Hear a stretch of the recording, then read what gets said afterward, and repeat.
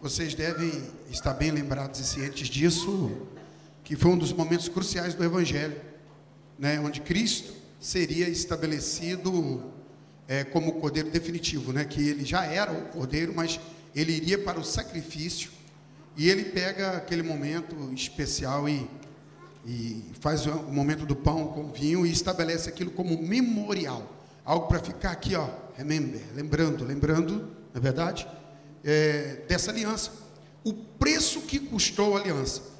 E a grande pergunta nessa manhã, que não pode ficar quieta, calada durante esse momento, pastor Elias, é o preço da aliança. Essa questão ela é muito séria, porque muitas vezes nós sabemos isso na teoria, e a prática dessa coisa ela foge um pouco. Nós sabemos que estamos vivendo, eu vou entrar um pouco disso, só estou dando aqui uma introdução, né? Mas Paulo fala que a marca da geração, dessa geração, seria uma geração que não teria aliança. Uma geração que não honra, não respeitaria a aliança. Pode até falar bem, pode até ter expressões belas, mas a vivência da aliança ela não teria. Paulo fala que nos últimos dias os homens seriam detratores, ou seja, quebrariam as alianças. A aliança não teria muito valor, e a gente já sabe disso. Hoje a pessoa está numa aliança de casamento, não é contrato nupcial, não é contrato conjugal, aliança. E de repente a pessoa faz uma aliança com o outro numa forma de casamento, né, um homem e uma mulher, mas daqui a pouco, por contrariação, chateação, porque eu não gosto disso, eu não gosto daquilo, e a pessoa quebra essa aliança. Porque essa geração acredita que a aliança é quando tudo está muito bem, né? A partir do momento que minha esposa me chatear, a partir do momento que ela não fizer o que não me agrada, a partir do momento que ela não for aquilo que eu almejo, essa questão de almejar no outro, uma coisa é complexa. E às vezes eu ministro para casais e eu brinco para as pessoas que, assustando as pessoas, mas de verdade é isso, que a mulher ideal para um homem, se ele não tomar cuidado, vai ser outro homem. Porque o homem quer uma mulher que vai ao campo, vai ao futebol, vai isso, né? E de repente o cara acorda, é um outro homem que você quer, né? E a mulher, e o homem ideal para uma mulher, se ela não tomar cuidado, é outra mulher. Uau, pastor, o que você está dizendo? Sim, né? Vai a manicure, vai a pedicure, vai ao cabeleireiro, faça a compra, limpa o chão, limpa a casa. Eu não estou dizendo que não possa ser feita essas coisas, mas o ideal é esse, que algumas pessoas têm, elas precisam se alertar quanto a isso. Então eu estou falando só para você na base de aliança conjugal. Mas agora imagina a aliança, uma pessoa é contratada, né, para uma aliança de trabalho, ela vai estar ali para fornecer um serviço em uma empresa ou alguém, e de repente essa pessoa não trabalha o que é necessário, ela não faz aquilo e quer até muito mais daquilo que é comprometido.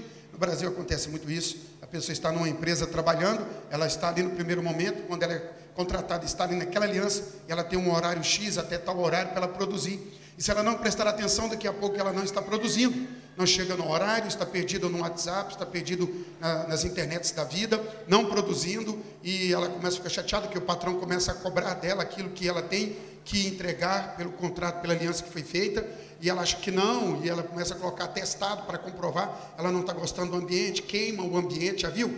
Porque essa empresa, esse povo, e ela não reconhece que daquele trabalho, ela tira o sustento dela, ela paga a energia, a água, vai ter as honras dela, e ela começa a danificar a empresa falando mal, tirando aquele espírito de entrega que cada funcionário tem que ter, e isso vai por todas as áreas. Paulo diz que nos últimos dias os homens seriam detratores.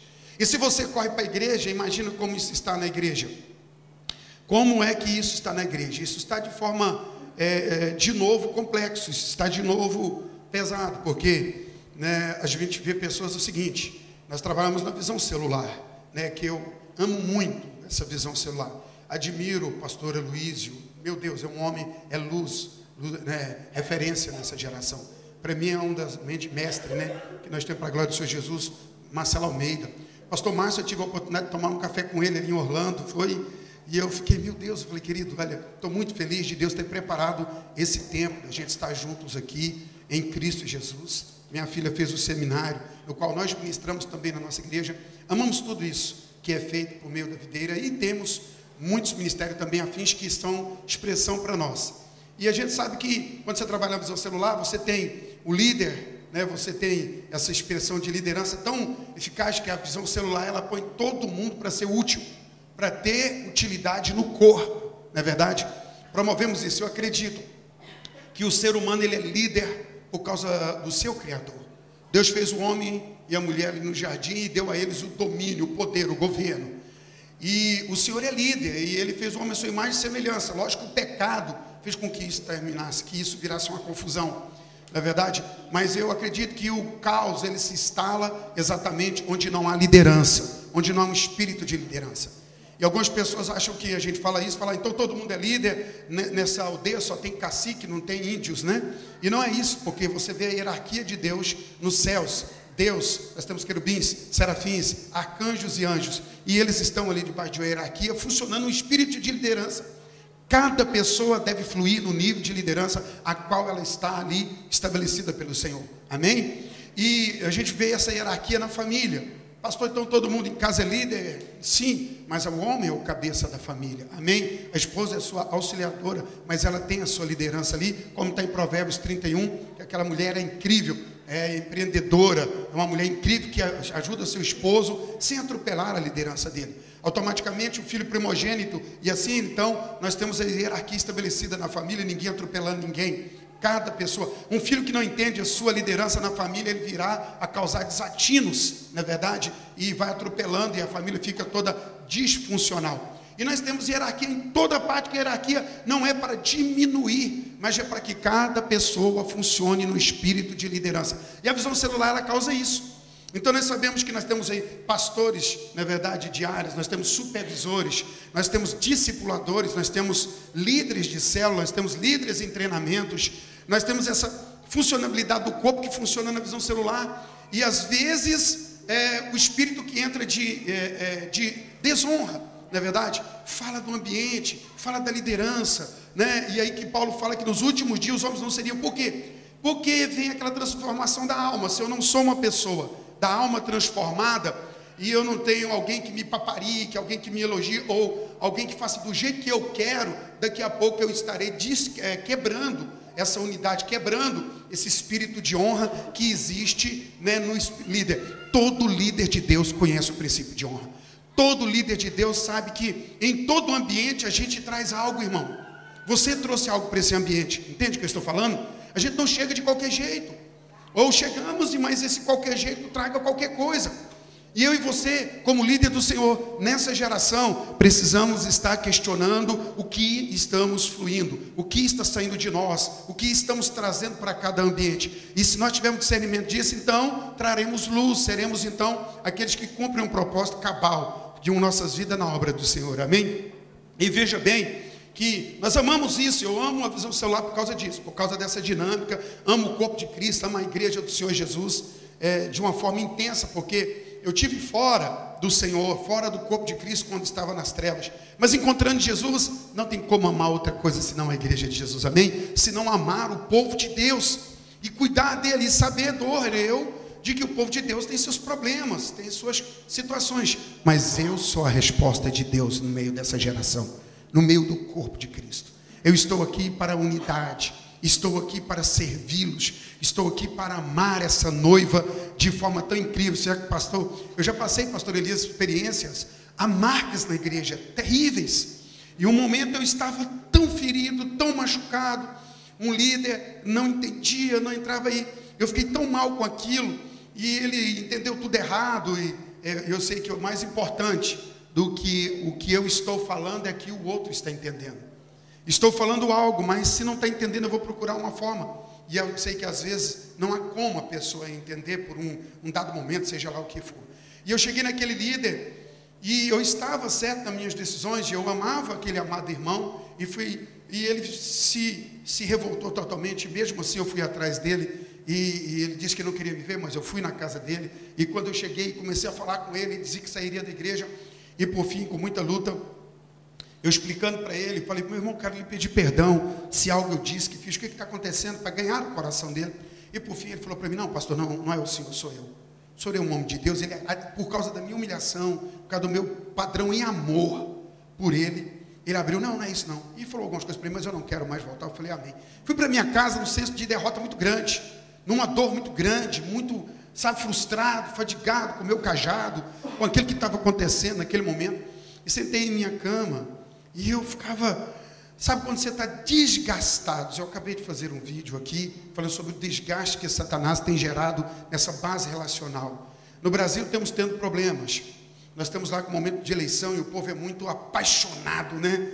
Essa América do Sul ali, o povo é paixão, o povo é no futebol, é igreja, é tudo, aquela paixão que, meu Deus, não há às vezes um senso, né, de saúde psicológica, emotiva, né, vai muito longe, depois tem que voltar remendando tudo, e a gente está vendo, então, um é Bolsonaro, o outro acha que é o Lula, o outro acha que é o Ciro, e o outro vai aqueles candidatos, todo mundo, e vai no Face, e os irmãos se degladiam, e os irmãos se ofendem. Eu falo, Pai amado, né, essa imaturidade emotiva, essa coisa, eu cheguei, sentei na minha cama ali, mal, e eu só joguei o corpo para trás, desgastado da obra, cansado de, meu Deus, eu fiz tudo, humilhei, o amado irmão não entende, e que coisa chata, eu não queria perdê-lo, Senhor.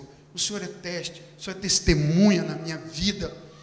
E quando eu deitei cansado, irmãos, fadigado, e um pouquinho que eu estava ali, o Senhor me deu uma experiência, e eu me vi andando em um lugar, e eu caminhava, eu tinha que caminhar, eu não podia parar, eu caminhando, e quando eu olhei em minha mão, havia um vaso, ele tinha uma alça, eu segurava aquele vaso numa alça, mas tinha uma flor muito linda, mas era uma flor que eu jamais havia visto, que coisa bela, chamava a minha atenção, e eu fiquei por cá olhando para aquela flor e falava, meu Deus, mas como eu não podia parar e eu me movimentava, o vaso de uma forma estranha, ele se movia e a flor, ela se virava de um lado para o outro, só que naquele balanço do vaso, quando girava, o espinho da rosa, da flor, era uma rosa muito linda, pegava em minha mão, feria, e como me feria, eu queria largar na visão, eu vou largar, mas eu olhava para a flor de novo e falava, gente, que coisa linda, e aí de novo me feria, eu fiquei naquela dinâmica, eu largo esse negócio, mas como é que eu largo, é bonito demais, eu largo essa coisa, aí voltei, já voltei chorando e falei, não precisa falar mais nada, você entende isso? A igreja pode nos ferir, mas é a beleza do Senhor, ela é linda. Não se ofenda com a igreja, não se ofenda com o povo, Satanás espera isso, mas essa base é por causa da falta de aliança, sabe, porque aliança para nós hoje é o seguinte, é a pessoa fazer tudo que eu quero, do dia que eu quero, como eu quero, isso não é aliança, isso é anular o outro, nós estamos num momento de perda de identidade, às vezes eu sou obstinado e não determinado, e eu tenho uma identidade, eu tenho confusão na minha identidade, em ser determinado e em ser obstinado, e o obstinado ele não volta atrás, o obstinado ele não reconhece, o obstinado ele não pede perdão, o obstinado ele não reconhece falhas, o determinado ele reconhece, ele pede perdão, ele segue a direção do Senhor, ele muda por causa do projeto maior que é o Senhor. O obstinado não, obstinado tem a ver com bode. Quando eu era mais novo, na onde eu morava, tinha uma expressão chamada fulano é de dar ré em bode. Você nunca entendeu essa expressão? Quem já ouviu essa expressão? Você nunca ouviu? Então vou explicar o que é. Quando falei que uma pessoa é de dar ré em bode, é que ela é mais obstinada do que o bode. O dia que você vê um bode, não tente empurrá-lo para trás, não faça ele voltar para trás, porque bode é assim. Eu não entendia isso até que um dia eu estava num lugar, mais uns amigos, e a gente adolescente, e de repente eu vi, tinha um bode, um amigo meu chegou nele, e olha que bonitinho, aquela barbichinha, aquela coisa toda, o zoinho, né, ali marronzinho, e ele foi naquele bode, pôs a mão na cabeça do bode e fez assim, o bode fez assim, ó. E ele, olha que gente, que legal, e eu lá de longe falei, isso vai dar ruim, quer ver? Eu já era veaco demais, né? E eu fiquei lá olhando, e ele foi lá de novo, e o bode. Aí ele, que engraçado. E de repente ele foi com as duas mãos, o bode fez assim, ó. Ele passou os pés pela cabeça, irmão, já caiu. Nós éramos jovens, não é de adolescente para jovens. Eu quase choro de tanto rir. Tem hora que eu estou sozinho, lembro dessa cena, porque eu descobri que ninguém dá ré em bode. Por isso que na igreja tomamos ovelhas e cordeiros, amém? E bode não volta atrás. Mas você não é bode, né? Nem uma bota. Você é ovelha, você é cordeiro, somos do Senhor. Então, quando for preciso voltar atrás, volte atrás, porque Deus espera isso de nós. Mas aqueles que perderam a identidade, Ou tem uma identidade confusa, que acaba sendo perdida também.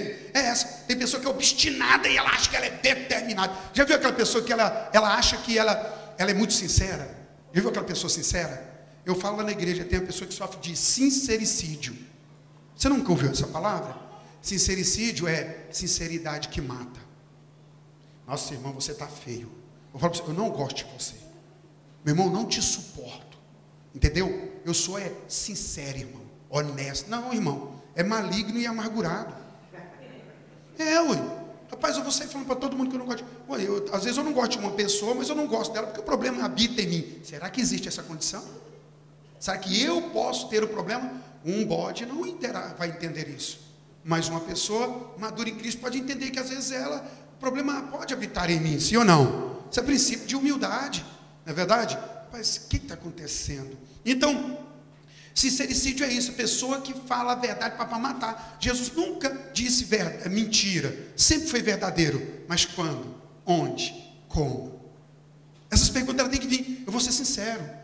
Mas o ambiente para eu ser sincero, ele foi gerado, e ao ser sincero, a minha sinceridade vai trazer norte. Talvez a minha sinceridade fará com que todo mundo se quebrante, com que eu mesmo me quebrante, que eu chore, e a minha sinceridade é essa, é trazer vida. Todo lugar que eu vou, eu sempre levo algo. O que nós estamos levando para o ambiente que a gente vai? Entende o que eu estou falando? Mas Paulo fala que nos últimos dias os homens seriam detratores, seriam quebradores de aliança.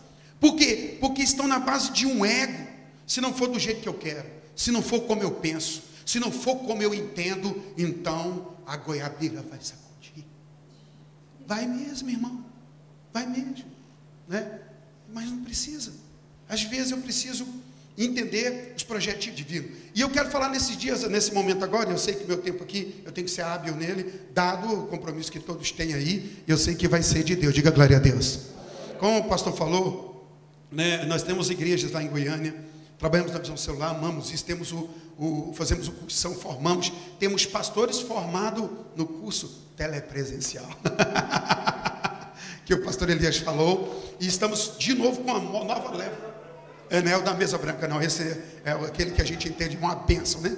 E temos pastores, corpo de pastores sendo formados lá, estamos amando isso, preparando um povo para dominar, para governar no nome do Senhor, amém? Uma equipe de governo mesmo, que temos, como eu disse, temos alguns livros, hoje acho que não temos, trouxemos alguns livros e esperávamos que fôssemos nos livrar deles assim, de forma tão rápida. Ficamos com poucos ali, o pastor Elias, abençoamos ele. Só tem 2 lá agora. Então falamos sobre essência. Esse ano não conseguimos chegar aqui, escrevemos sobre o governo, que é a linguagem que Deus está soprando no seio da igreja, amém? Equipe de governo mesmo. Como levantar essa equipe de governo, que é ser improvável de verdade. E vocês conhecem muito bem, eu acho que os improváveis mais notórios, né, entre nós é o pastor Aloysio e o Marcelo, que são incríveis. De onde eles saíram, como eles chegaram, como foram, Deus usa mesmo. É gostoso isso para a gente, não é, irmão? A gente sabe, poxa, Deus só conta com a gente mesmo, né? E é maravilhoso. Então nós escrevemos sobre isso também, e estar ali, então, no final, só 2 livros apenas. E eu quero falar, na verdade, sobre a perda da referência, a morte da referência. Isso tem sido muito, muito forte nos nossos dias. Em todos os meios e em todas as formas, a morte da referência. Por exemplo, se eu pegar para você e dizer aqui, eu sou filho de quem? Meu pai se chama Milton, não o conheci. Ele me deixou com 3 anos, abandonado, com minha mãe, mais 2 irmãs em Brasília, e nunca mais eu vi. Então, minha mãe, por causa das situações, ido ali de 69 até 72, 73, quando ela volta para Goiânia com 3 filhos, depois de ter fugido de casa, para morar com meu pai, que era um homem muito mais velho enquanto ela era mais nova, volta debaixo de um processo muito complicado. E então, com algum tempo, ela tem que casar-se para poder tirar aquela vergonha, né, de ser mãe solteira com 3 filhos, na casa dos pais, depois de ter humilhado meus avós, fazendo essa escolha absurda. E então ela se casa com um homem, e esse homem é QBU, o homem é passado, na cabeça dele não funciona. QBU é uma sigla que define pessoas de mente complicada, né? E esse homem espancava, ele tinha ódio veemente da minha vida. Então eu fui espancado, era colocado de joelhos a noite inteira, de braços abertos, não podia dormir. Esse era o castigo a noite toda. Eu não podia brincar com as minhas irmãs, e eu não podia ter amigos lá fora. Às vezes eu ia para a porta, ficava vendo os meninos brincando de travinha, golzinho, né, na rua de bola, e se ele me pegasse, a surra, o espancamento seria esse. Era ficar de castigo, deitado, com os olhos abertos, em sol do meio-dia, se eu piscasse, cabo de vassoura nos peitos ou na canela. Era essa cena, eu fui torturado dessa forma. Eu pensei, meu Deus, ali eu tirei ódio da minha vida, porque as referências que eu poderia ter eram aqueles dois homens que Deus colocou, mas eles foram incapazes de terem uma referência. Um abandonou, o outro maltratou. Decidi na minha vida, então, ter um casamento diferente, porque eu vi aquele homem espancar minha mãe, espancar a ponto de minha mãe desmaiar, de tanto apanhar, às vezes por vir até me defender, não é verdade? Esse foi o processo em que passei. Então, tinha uma coisa absurda ocorrendo, eu buscando referência, não achava ali naquele padrão. Decidi então que teria uma família diferente. Não queria, mas movido por uma raiva, dor, rejeição, e naquilo que eu vou provar para todo mundo, foi me tornando uma pessoa totalmente longe desse padrão. Me envolvi muito cedo com uma pessoa, né? Acho que nesse desejo de ter uma família, porque era aquilo que eu buscava, não tinha habilidade, me perdi de novo. Não pude ser um marido, não pude ser um pai. Tive um filho aos 16 anos de idade. E não pude ser pai, porque não tinha referência, não tinha como, apenas fiz um filho, pensa a loucura que foi. Mas aceitei a Cristo aos 20 e poucos anos de idade, 20 para 21, né, no final de 91 para 92, e desde então venho servindo o Senhor Jesus. E mesmo no processo dentro da igreja, eu fui descobrindo que eu precisava aprender. Mas glória a Deus, Deus me ensinou bastante, e eu comecei a achar. Estou dando uma ilusão um pouco do que é referência. Você tem alguém como referência? Você usa alguém como uma pessoa que você olha como um farol? Deus coloca pessoas em nossa vida para isso, amém? Nossos líderes políticos deveriam ser como faróis. Nossos pastores devem ser faróis, amém? Nós como pastores devemos ser. Você como pai, você como líder, seja do louvor, do teatro, seja da célula, seja de uma geração, seja de discípulos, amém? Nós somos colocados como luzeiros no meio deste mundo. Mas a morte da referência, ela tem atingido. Eu quero que você, se você puder abrir comigo, no livro de Êxodo, nós vamos crescer um pouco hoje, nesse capítulo 1, nós vamos ler alguns textos para poder crescermos no Senhor. Diga glória a Deus. Você pode abrir a sua Bíblia mesmo no celular, no seu tablet, mesmo acompanhe comigo para que nós possamos, no norte ao Senhor, tendo um norte na palavra aqui, crescermos. E temos algo do Senhor. Diga amém. Diz assim, capítulo 1 de Êxodo: são estes os nomes dos filhos de Israel que entraram com Jacó no Egito. Cada um entrou com sua família: Rúben, Simeão, Levi, Judá, Isacar, Zebulon, Benjamim, Dan, Naftali, Gade e Asser. Todas as pessoas, pois, que descenderam de Jacó foram 70. Veja só, José, vírgula, porém, vírgula, estava no Egito. Diga, alguém foi à frente. Repita isso para o seu irmão, alguém foi à frente. Será que você pode entender que talvez Deus está te colocando à frente? Amém? Algumas pessoas vão chegar e você foi à frente. De alguma maneira, de alguma forma, fomos à frente. Temos que entender que somos colocados à frente. Entenda que a frente é sempre a referência. Amém? Jesus falou que o princípio ninguém coloca, acende uma candeia para colocá-la debaixo de uma cama, lugar de descanso, de preguiça, né? Mas colocar em um lugar alto, onde todos que estão ali tenham referência, tenham luz, tenham clareza. Já parou para pensar que muitas vezes você vê à frente, ainda mais você. Muitos aqui, vou usar esse termo, você chegou aqui na América. Talvez você foi o primeiro da sua família. De uma forma natural, estou dizendo, mas funciona, amém? Você veio à frente. Talvez as pessoas não conheçam a história do que você chegou para plantar. Eu digo isso, às vezes você está aqui, nasce filhos, né? E você lembra, talvez a maioria dos brasileiros que chegam aqui não sabe falar. E quando chega ali no ambiente, para pedir um lanche, para ser cumprimentado, para falar, e dar aquele frio na barriga naqueles primeiros momentos, não sabia falar nada, o pavor, a vontade de fugir e sumir, porque e agora, o que eu faço? Passou essa dor. Já o seu filho não vai passar. Talvez ele sorri, porque agora ele foi para o high school, aprendeu a falar inglês, até um pouco mais de espanhol, e de repente ele vê você falar inglês e fala assim, meu pai não aprende, né pai? e até esnoba um pouco, ou por desconhecer o preço que você pagou e que ele foi beneficiado porque você foi à frente. Está entendendo o que eu estou falando? Está ficando claro, irmãos? Está ficando claro? Então veja só. E ele, porém, estava no Egito, né? Já estava à frente. Faleceu José e todos os seus irmãos e toda a geração. Olha o princípio. Quem morre primeiro? Quem primeiro estava à frente. Então aquela referência, ela morre. Em seguida, todos aqueles que tinham estado próximo àquela referência também morrem. Veja só, todos os seus irmãos e toda aquela geração que teve um à frente, que teve referência. Uma referência chegou à frente, a referência era boa, e essa referência foi expandida, e todo mundo pegou, e aquele expandiu de novo, e toda uma geração. Mas morreu José, morreu todos os seus irmãos, e toda aquela geração.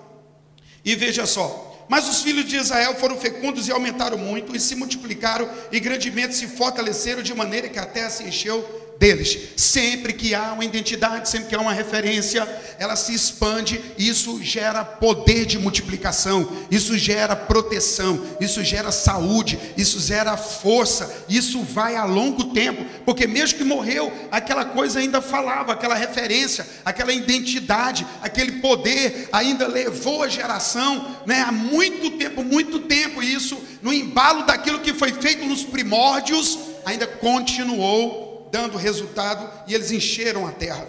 Entre o período dessa morte de identidade, perda da referência, né, e um novo povo que vai vindo, aconteceu outro. Se levantou um novo rei sobre o Egito, que não conhecera José. Alguém que é governo, mas não tem aquela referência boa do passado, não tem aquela referência, aquela construção. E essa pessoa se erguendo no mesmo local, ele disse ao seu povo: eis que o povo dos filhos de Israel é mais numeroso, mais forte do que nós.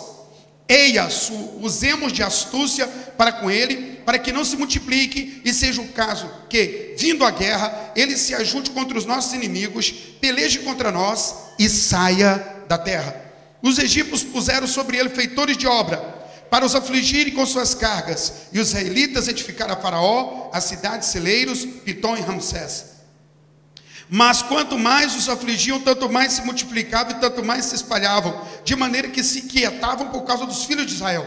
Então os egípcios, com tirania, faziam servir os filhos de Israel, e lhes fizeram amargar a vida com dura servidão, em barro e em tijolos, e com todo o trabalho no campo, com todo o serviço com que a tirania os serviam.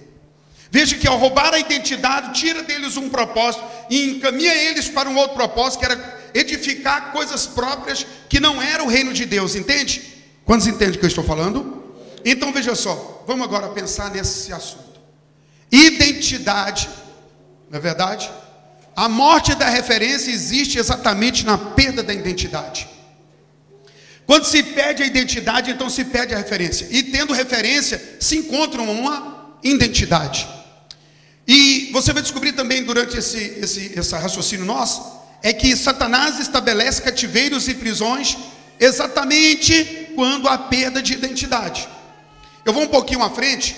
Esse texto aqui, ele está falando que como o diabo estabeleceu um cativeiro e um lugar de prisão para o povo de Deus eleito e escolhido. Isso foi gerado porque houve uma perda de referência, a perda de identidade. E o inimigo, sabendo do propósito real e claro de Israel, mesmo no Egito, ele ataca de forma frontal, de forma veemente, dizendo o quê? Vamos ser astutos, vamos dominá-los, eles estão crescendo. O inimigo já sabia que Israel era maior, que Israel era mais poderoso, que Israel era uma ameaça. Então o que ele gera, ele no meio, nesse temor do poder e do crescimento disso, ele usa a astúcia. Ele coloca feitores, pessoas, ele coloca líderes, ele coloca governos que se estabelecem para gerar uma opressão, uma escravidão. Ele desvia o foco do povo santo e separado do Senhor, para que esse povo não, entendendo o propósito da identidade, vai edificar Pitom e Ramsés, cidades celeiros, cidade de reservas, porque o povo do Senhor é um povo que tem muito a oferecer. Diga glória a Deus. Você pode ter certeza disso. Então, o inimigo, tirando esse proveito, pega a força, a determinação, o número poderoso desse povo e põe para trabalhar para o seu próprio intento. E às vezes não há percepção. Nos nossos dias, Satanás tem trabalhado da mesma forma. Ele tem pego pessoas que têm um chamado específico e ideal para o reino de Deus e para cumprir um propósito, só que ele tem ocupado essas pessoas, exigido dessas pessoas, exigido delas uma entrega tão intensa lá fora, que essa pessoa não se dedica mais ao reino, propósito do Senhor. Estão perdidos, e ao fazer isso, automaticamente se estabelece cativeiro. Sabe de uma coisa? Toda pessoa que não entendeu o propósito, está se desgastando fora do propósito, ela está morta. Não adianta, ela está inutilizada. Ela não tem utilidade enquanto ela não entende e não assume sua identidade de governo de Deus nessa terra. Amém? Agora veja só, a Bíblia diz que José, ele já estava no Egito. Então vamos falar um pouco de José depois dos irmãos de José. E se você começar a pegar em Gênesis capítulo 37, quando Deus apresenta José, é vendido pelos irmãos, nós encontramos o seguinte: quem é José? Vamos entender como é formada uma referência. É o que muita gente dessa geração terá dificuldade de se tornar referência se não entender esse processo. Algumas pessoas acham que referência apenas está na frente, ministrando, falando, não é verdade? Estar aqui, ministrando, seja no louvor, seja na dança, seja o que for, liderando uma célula. Isso é apenas uma parte da história. A referência ela ainda é construída em outro momento. José estava entre os seus irmãos, era querido do pai. Havia na família de Jacó uma disfuncionalidade, ele era disfuncional. O pai amava um, a mãe amava outro e outros, e as coisas na questão de filhos, não é verdade? E havia essa disputa na família de Jacó, e ficou muito claro que Jacó amava mais José do que seus outros filhos, dando a ele honras e tarará, e aquela bajulação toda, e era um menino bom. José era um menino obediente, era um menino dedicado em tudo, amava o Senhor, amava o pai, amava a casa dele, e ele foi colocado como fiscal dos irmãos, e aquilo provocou os irmãos, deixou os irmãos chateados, porque ele era aquele tal do X9, ele ia ver os irmãos e falava: pai, Rubem fez isso, pai, Judá deixou de fazer isso, pai, ó, Asser, Efraim, pensa um menino caçula, xarope, canseira. Todo mundo queria dar um peteleco nele, não podia, porque o pai falava: ó, ninguém perturba o José. Era o intocável. E José foi provocando todo mundo, porque ele era um menino obediente de Deus, mas estava ainda imaturo no trabalho ali no meio dos seus irmãos, e era até propósito do Senhor. Ele tem os sonhos de governo que Deus deu a ele, o sol, a lua, os feixes, né, que se curvavam diante dele, tudo aquilo, e Jacó guardava aquilo no coração, sabendo que ele teria um chamado especial. Mas aí começa Deus a gerar uma identidade em José. E Deus permite, né, que aconteça isso. Os irmãos de José, em um momento, vê ele vindo fiscalizar, porque ele não andava bem. A família, os filhos de Jacó, não andavam correto, vinham desobedecendo o pai, faziam o que queriam, maltratavam as ovelhas, o povo era canseira. Eu tenho uma palavra, eu ministro ela, às vezes o pessoal acha engraçado, mas o tema dela é Jacó e sua gangue. E parece uma gangue. Se você acha que não, vai olhar o perfil dos filhos de Jacó. O povo difícil, que meus meninos, é a família patriarcal. Deles vai nascer a nação, um bando de improváveis que Deus tem poder de mudar, transformar e cumprir o propósito, a esperança para mim e para você. Amém. E aí no meio daquele povo lá, olha para você ver a família especial, vende o irmão mais novo, pega o irmão, joga no buraco. Menino lá no fundo, agoniado, eles vendem o menino para os midianitas. Imagina o choro de José, aquele que é para ser referência, é o menor da casa, é o que está ali, e ele é levado, vendido, estamos livres deste. E imagina a angústia de José. Eu vejo nesses dias pessoas dizendo assim: ah não, porque a igreja é difícil, família é difícil estar casado. Já viu pessoas que falam isso? Você fala para um jovem, ele fala assim: olha, eu preciso me casar, porque eu sei que eu vou servir o Senhor melhor quando eu me casar. Aí o outro lado está falando: eu preciso me separar. Certeza, se eu separar, eu sirvo Deus melhor. Não é verdade? Aí aquele que casa, daqui a pouco ele está naquela parte lá dizendo: acho que eu casei errado. Você acredita que eu pensei isso? 3 anos orando, esperando para casar com a minha esposa. Aí deu umas crisezinhas que eu dei lá, que minha esposa é difícil, irmão, vocês não sabem. E eu naquela peleja doida, eu falei assim, revoltado com a minha mulher. Entrei para o quarto e falei: não é possível que eu casei errado. Foi 3 vezes que eu fui reclamar para o Senhor. Deus falou: larga de ser arrogante, rapaz. Arrogante. Pensei que eu estava certo. Tá não, volta e se humilha. vezes, irmão, eu briguei. Eu, minha esposa estava malzão e eu falei assim, vou sair de casa agora assim, vou trabalhar o dia inteiro. Já estava mais maduro, porque primeiro ele brigava muito, agora eu não brigava mais. Eu ficava calado. Eu fiquei maduro. Dentro de mim eu estava uma bomba atômica. Mas eu dizia para ela, bom dia, meu bem. Ó, cresci, olha só. E ela tinha aprontado algumas que ela aprontou. Meu Deus. Entrei dentro daquele. Aí ela não reconheceu o erro dela, ficou de boa. E eu falei, ela não reconhece Jesus. Olha, pois amanhã cedinho, eu dei um beijinho nela, meu bem, ela, nossa, você está longe, eu aproximava dela, hipócrita, fingi que estava tudo bem, esperando ela se humilhar, mas ela não reconheceu a falha dela. Entrei do café, falei, amanhã eu vou trabalhar o dia inteiro. Nós tínhamos assim, tomava café, corria o dia inteiro, mas tinha que voltar em casa para a gente almoçar. No Brasil a gente almoça entre 12:30, todo mundo sabe disso, né? 12:05, 12:10 está em casa, almoçava e saímos 1:15 e corria para. E aí no final da tarde a gente estava tomando aquele cafezinho rapidinho para depois. Eu falei, pois eu vou sair, só vou voltar às 11:30 da noite. Ela vai ver. E ela, meu bem, tratou eu bem, eu tratei ela bem, entrei num beijinho, saí, né? Entrei no carro, quando eu estava saindo naquela estratégia minha, santa. A hora que eu entrei, que eu saí, fui lá na frente, Deus falou, volta para tua casa e abençoa a sua esposa. Mas Deus, eu estou certo, eu não perguntei isso. Eu quero saber quem vai ser exemplo. Volta, diga para ela que você a ama, que você estava triste, e abençoa ela e volte a sua vida ao normal. Um bode não volta. Eu falei, eu não sou bode. Voltei, cheguei, a mulher tomou um susto. Mas voltei para falar para você, eu te amo muito. É que eu estava malzão, você fez umas coisas, não reconheceu, e eu conto para ela mesmo, eu sou fofoqueiro, eu gosto.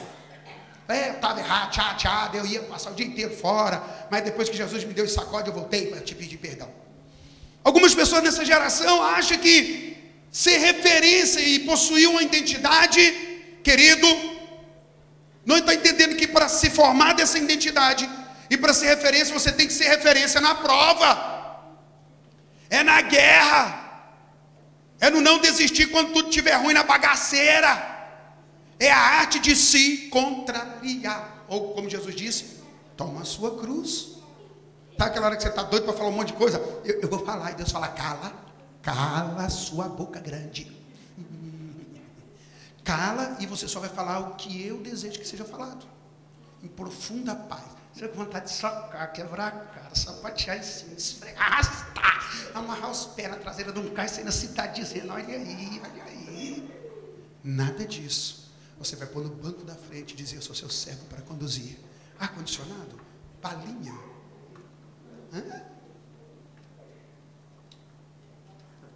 Não, é de Jesus, querido.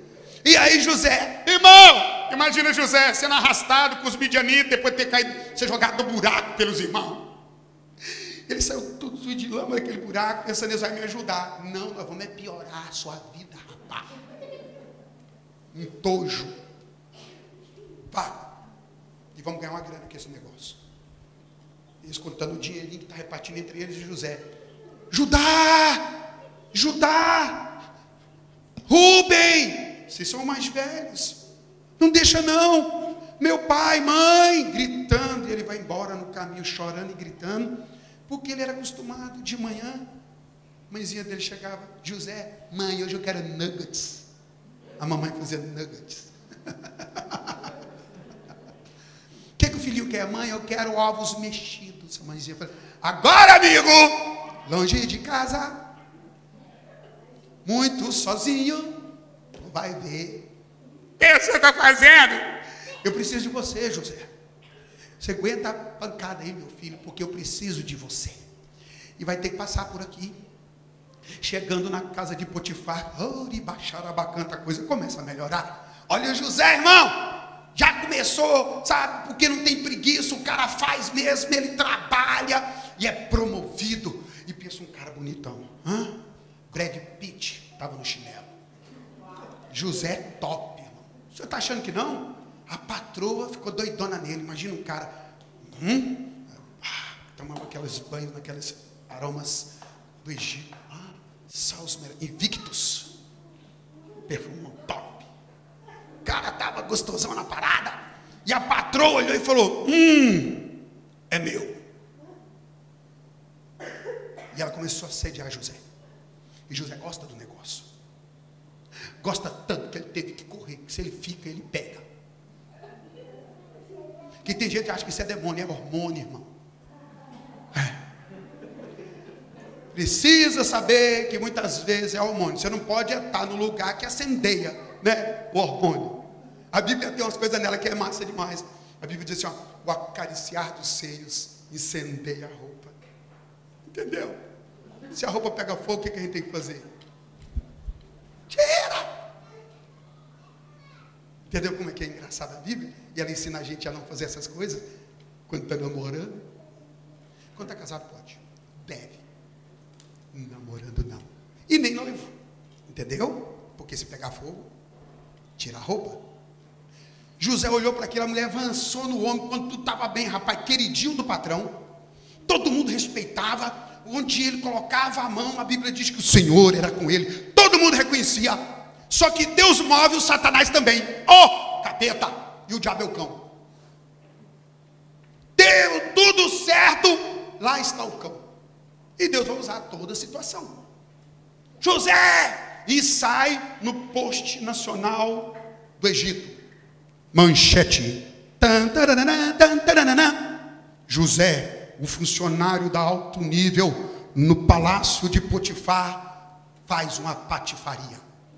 Ou a Patifa queria fazer uma patifaria. Ela fez uma patifaria. E José, câmeras, fotos, repórteres, que as câmeras que fazem assim, ó, 1000 fotos por segundo. E José saiu exposto na mídia geral do Egito. Aquele que não era da nossa terra, nós honramos, cuidamos dele, olha o que ele faz.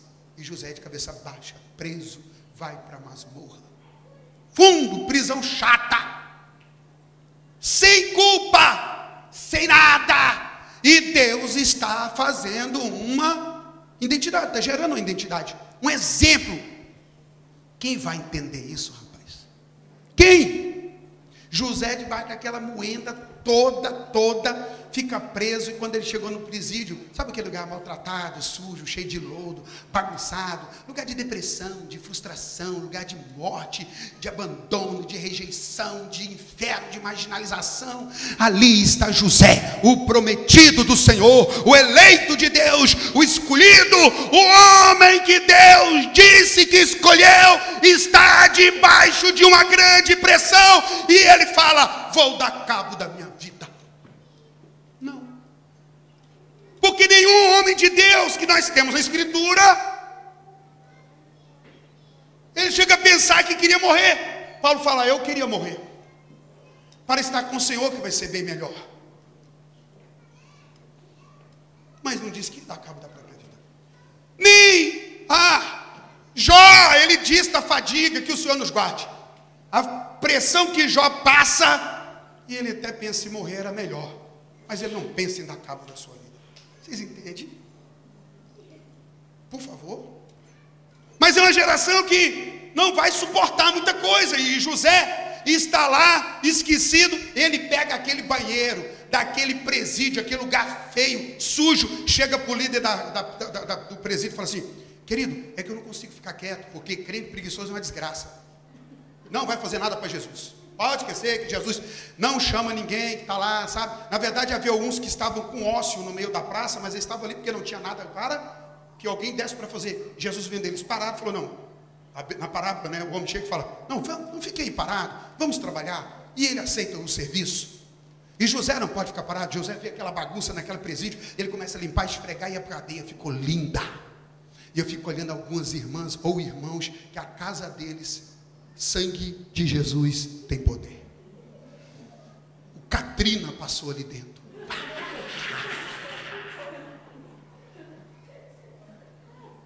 Senta na casa, tem cueca pendurada, cafunha, panela suja de comida. Não acontece na América. No Brasil eu já vi muito. Com os irmãos lá eu falo com eles: meu querido cristão do céu, não faça isso. Porque é certo que o diabo vai habitar em qualquer lugar, mas o que é mais sujo ele gosta mais. Quer dizer que o diabo fica em casa limpa? Tem outro tipo de limpeza que a gente diz. Mas essa higiene ela é importante. José dá aquela faxina na cadeia e pega moral com todo mundo. E aí o povo tem um sonho. E a habilidade de José é entender de sonhos. Você entende de sonhos? Quando a pessoa te conta um sonho, o que você fala? Quando a pessoa chega e fala que está sonhando, o que você fala? Pé no chão, rapaz, acorda. Quem é você? Você conhece a história das ranzinhas que estavam tentando subir num espaçozinho? Que eu vi um monte de ranzinha. Elas estavam tudo ali, né? E a brincadeira das ranzinhas é o seguinte: tinha uma subida, uma rampa que ela escorregadia. E então que as ranzinhas estavam tudo assim. Aí todas elas iam, chegavam no caminho e começavam a cair. Quando elas, uma tentava ir, as outras embaixo falavam assim, ó, não vai, não vai, não vai. E ela, aí a outra. E tinha uma ranzinha com os olhinhos regaladinhos, espertinha, ela ficava assim, ó, olhando todo mundo, aí ela olhava para os outros assim, subia. Aí eles, não vai, não vai. Ela subia lá em cima mesmo. E ela descia escorregando de novo. Aí os outros tentavam ir, não ia. E foi ficando naquela situação, até que todo mundo vindo que só ela que conseguia ir. Chegou para ela e falou assim, e aí? Como é que você consegue subir? A gente não está conseguindo ela. Como é que você consegue subir e a gente não está conseguindo? E ela era surda. Tem hora que você tem que ficar surdo para escutar conversa de gente, irmão. É melhor você falar, deixa para lá. José escutou o sonho, traduziu o sonho e falou, agora eu vou sair desse lugar. Foi esquecido de novo no presídio. E quando ele foi esquecido, de repente o Senhor o lembrou, o homem foi lá, o maioral teve o sonho, o faraó, você conhece a história, José é colocado no poder, e quando ele está no poder, nossa, gente do céu, olha que glória, colocaram o anel, colocaram o cajado, e falou, olha, faraó disse, aqui no Egito, eu mando, depois de mim, é apenas José, e acabou. Ele tem o Espírito de Deus. Eu fico imaginando uma pessoa, referência, agora José, agora filhão da glória, você tem identidade, você passou por isso tudo, não negou o Senhor, não desistiu, Deus mostrou que é Deus na sua vida, enquanto você padeceu pressão, angústia, aflição, desgaste, abandono, rejeição, esquecimento, e você não abandonou o Senhor, não perdeu a esperança, a fé, a força. Você serve como referência não apenas para sua casa, mas para todo o Egito, e o Egito é que vai cuidar de todas as nações. Você terá o governo do mundo em suas mãos. Porque foi o que aconteceu. O Egito comprou todas as terras, José com sabedoria, mas José, ele era referência de perdão, porque ele é referência. Todo mundo no Egito escutou um choro, certo dia. Por que o choro? É José que encontrou os seus irmãos que há muito tempo era choro de raiva, revolta e amargura. Não, era o choro do perdão, da compreensão. Não preciso matar ninguém que me causou mal, não preciso nem pensar em matar-me. Ele é um exemplo de perdão. Olhem para José. Veja o que ele está fazendo, veja como ele se relaciona, veja como ele fala, veja como ele cuida das coisas. Deus continua sendo Deus na vida de José, após ele passar tudo isso que ele passou. Referência, identidade, ele tem uma identidade. José, como você teve referência? Deus, minha fonte única e expressiva. Meu pai, não tem como me achar. Ele teve um pai, irmão, para ele olhar, para ele ser bom pai. Para ser pai de Efraim e Manassés, eu seria um bom pai. Qual a referência de José? Qual é a fonte de José? Algumas pessoas dizem, sabe por que eu sou assim? Porque eu não tenho referência. Sabe por que eu sou um péssimo pai? Porque meu pai não me ensinou a ser pai. Você sabe por que eu sou um líder assim? Porque meu pastor, irmãos, repita comigo, módulo econômico de aprendizado. Vou te dar esse segredo. O modo econômico de aprendizado é esse aqui. Aprenda com o erro do outro, não com o seu próprio. Se você errar, você vai aprender, mas você vai ter prejuízo. Se você olha o outro e vê que o outro errou, o outro tocou o dedo na tomada, quase morreu lá eletrocutado, você vai pôr o dedo na tomada? Viu o outro errando? Então, se tem alguém falhando na sua vida, você está recebendo um tremendo curso de como não fazer errado. Eu estou na casa de recuperação e eu chego lá na Vivaz e falo para os meninos assim, meu filho, como você foi por a droga? Eu já faço provocando, né? Sabe o que é, pastor? Revoltado da vida. Eu usei droga mesmo, acabei com a minha vida, porque meu pai separou da minha mãe e não se importou comigo. Porque a Dilma, pastor, e o Lula, o Temer. Porque, oxi. Então você está desse jeito, porque todo mundo falou com você e falou, Você já viu seu pai e sua mãe errar? Eu estou falando com o senhor, meu pai e minha mãe errou. O meu pastor, beleza. Você tem um curso de como não fazer. Se você achou uma base de julgamento que fulano errou, por que vai repetir o que foi feito errado? Essa mesma base que julgou que o outro estava errado, não seria uma base para você evitar o erro? Você sabe que eu dou uma resposta? Porque me deram uma resposta. Você gostou? Não, então por que você está devolvendo? Eu vejo pessoas falar assim, não, eu já falei para pessoas, eu sou muito expressivo, né? Gosto de abraçar, e às vezes eu estou num lugar e eu não vejo a pessoa. Eu já falei para os irmãos da igreja, irmãos, eu amo abraçar, amo. Às vezes eu estou aqui, não te vi, faz favor, você não gosta? Vem cá também me oferte. Falou, meu pastor, o senhor não me viu, em vez de falar assim, pastor Hamilton não se importa comigo. Por que não tira o pé e não vai lá, não sai da arrogância e não abraça? O que eu gosto de receber? Por que eu não oferto isso? Eu não gosto de ser gentil, eu não gosto de receber gentileza, de ser honrado, de ser reconhecido, de ver pessoas obedecendo ao meu comando. Por que eu não obedeço o comando? Por que eu não amo também? Por que eu não honro também?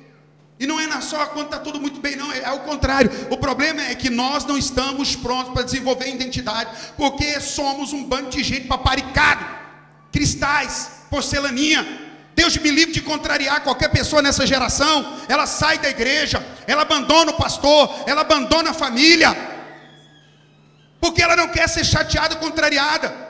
É uma geração que está na base do humanismo, na questão de todo mundo tem o direito de sofrer um pouquinho, e sofrer não de forma positiva, porque José sofre, José padece, mas ele não fica lambendo feridas e amuado. Ele tem um sonho para realizar, ele sabe que os céus dependem, resolveu contar com ele, ele precisa dar uma resposta saudável, positiva. Irmão, sabe o que é? Eu preciso de um tempo para mim. Eu também entendo isso. Tempo para quê? Para eu mergulhar em Deus, buscar em Deus, voltar e dizer: há um Senhor que governa os céus e na terra, há uma batalha que está sendo travada, eu estou de pé, olha para mim aqui. Paulo fala: imitai-me a mim, porque eu imito a Cristo. Alguém viu Cristo desistir? Desanimar? Perder a identidade? Imagina Jesus no Getsemane, lá está o Nazareno, filho do carpinteiro, humano, dizendo: Pai, se possível, afasta de mim este, mas não faça a minha vontade. E não fez, ele foi para o madeiro. Sabe o que é? A geração eu vou sair da igreja porque essa igreja não mais condiz comigo. Por quê? Porque começou a contrariar a pessoa, começou a falar na vida dela, começou a falar sobre mudança de hábito, mudança de caráter, transformação de alma. Ninguém vai, olha, deixa eu falar para você, mar calmo nunca fez excelentes marinheiros. Bons marinheiros são feitos em mar bravio, agitados, ondas poderosas. Então, como eu quero ser referência e como eu quero ter identidade, se eu sou todo frágil, fragilizado, doído, ou obstinado, que é outro erro, a outra ponta da lança. Ou eu sou todo sensível e todo trincante, sabe? Todo fraquinho, todo tadinho de mim. Eu preciso de um psicólogo, de um psiquiatra, sem desmerecer os psicólogos e psiquiatras, porque a medicina é um braço poderoso de Deus nessa terra. Mas espera aí, amor. Aqueles que creem em mim, rios de água viva fluirão do seu interior. Eu estou com um problema aqui dentro, então resolva esse problema aqui dentro, porque aí dentro tem uma fonte de vida que vai jorrar para a vida eterna. Entende o que eu estou falando? A morte da referência, o que ela está causando? Está todo mundo desbaratinado. Está todo mundo sem saber para onde eu vou, porque eu vou de uma igreja para outra, eu vou de um lugar para outro, de uma nação para outra, fugindo o tempo inteiro. Veja bem que José foi levado, ele não se lançou em fuga. Ele foi levado para condições, e nessas condições, eu tenho uma frase que eu venho repetindo ela há muito tempo. Se você puder anotar, ela vai ser importante para a sua vida. Não se perca quando perder algo ou alguém, pois a perda de si mesmo é a maior perda de todas. E as pessoas estão se perdendo se perdendo em um casamento conflituado, onde elas não têm humildade para reconhecer, pedir perdão, olhar para o outro. Sabe, irmãos, é uma arrogância. A pessoa está no casamento que sabe que é de Deus, Deus até respondeu. Quem disse que casamento de Deus não tem problema, irmão? Onde você leu isso? Paulo, não querendo problema, ele falou: é melhor não casar não, pai. Casa não, que o trem é osso. Mas ele falou: mas você também não pode ficar solteiro, porque vive se abraçando, então casa. E casando seja homem, casando seja mulher. Os conflitos de casal, ele existe.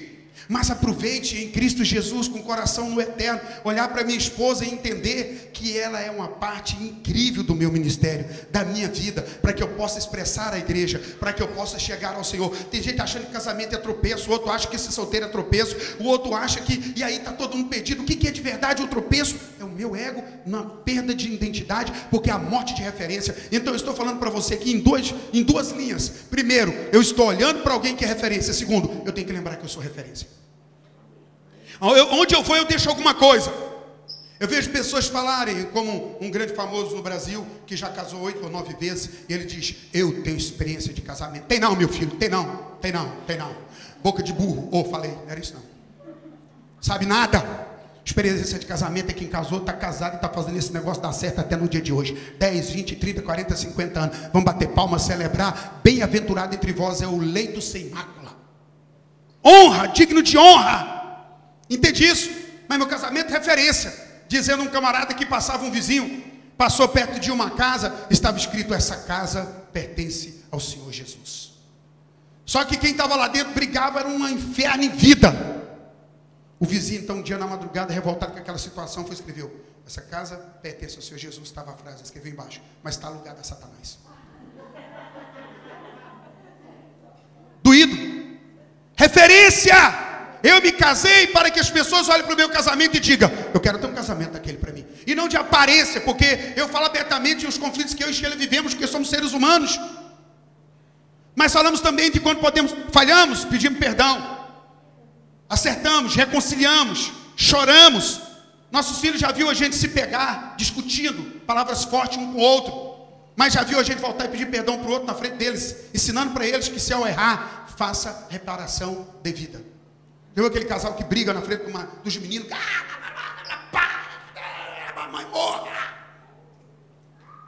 Aí os filhos ficam: cri, meu Deus, meu pai. Aí os pais entram para o quarto. No outro dia saíram. Suviano cantando, o menino olha e fala: pai e mãe, tá bom. Só que eles não sabem como é que eles fizeram o ajuste. Eles acham que é só entrar no quarto que o trem dá certo. É hora do papai e a mamãe ser exemplo, e Luiz falar: você viu que eu e você, ontem eu falei coisas para sua mãe, ela falou para mim, nós estamos diante de vocês porque nós falamos veementemente. Entrando no quarto, nós tivemos uma conversa. E eu vi o quanto ela é importante para mim e para nós, e eu pedindo perdão para vocês pelo comportamento que eu tive. Aleluia, exemplo, farol. Eu fiz algo errado, mas voltei atrás e ensinei como conserta, porque eles saberão que eu tenho falhas, mas a coisa mais linda é saber restaurar isso. É ser luz do perdão. Tem gente que acha que ser referência é nunca ser pego de surpresa em alguma falha. Já foi pego a arrogância. Quem é que está vivo que não fale?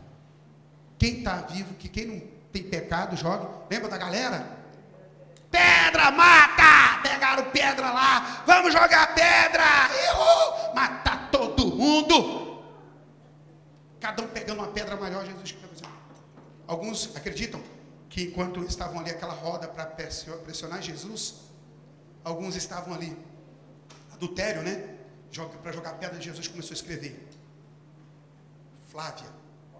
E o cara com a pedra na mão, ela falava assim: é o rolo que eu tenho. Antônia, ixi. Aí ele falou: pois é, quem não tem pecado joga a pedrinha. Logo os dedinhos foi soltando. Os mais velhos, que são mais experientes, largou as pedrinhas e falou: eu tenho meus adultérios para cá.